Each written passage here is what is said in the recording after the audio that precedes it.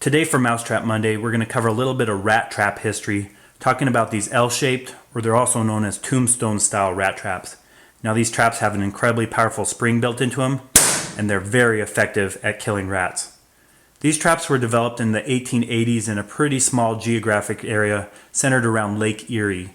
They had a huge rat population as more ships from Europe started to come over, and the stowaway rats came on the mainland and started to breed, and their populations grew. The first Tombstone-style rat traps were developed by a man named Horace Tinker, who called his trap the Little Giant. He applied for the patent in 1882, and soon after, different companies copied his style of rat trap, so these were made by many different manufacturers for quite a period of time.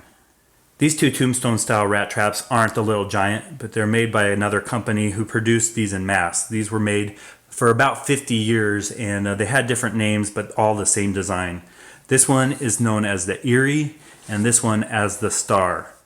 The Star and Erie Tombstone style rat traps were one of the most promoted rat traps of this time period, and over a 50-year period of time appeared in over 14 different hardware store catalogs. They sold between $2 and $3.50 per dozen, and they were advertised as being seasoned hard maple that were soaked in oil to make them waterproof.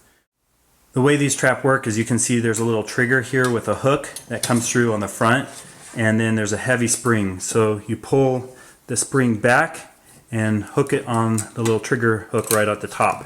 Now this wants to come up and let that spring down, but what you do is you lower that and hook it in right there.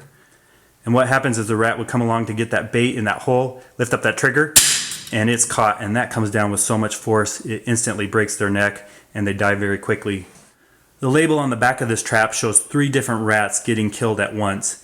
I don't know if it's really as effective or if that's just advertising. The letter on here is dated 1888, talks about killing 3 rats at once.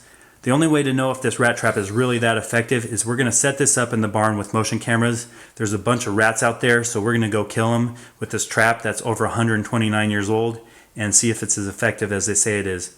Really cool style trap, and let's go see if it still works today.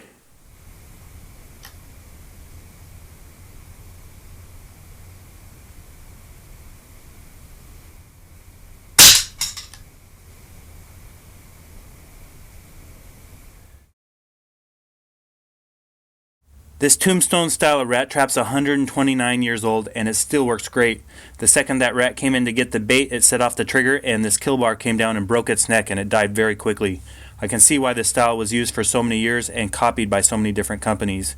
It's a neat antique to have, and I'm going to go set it up in the barn and kill more rats with it.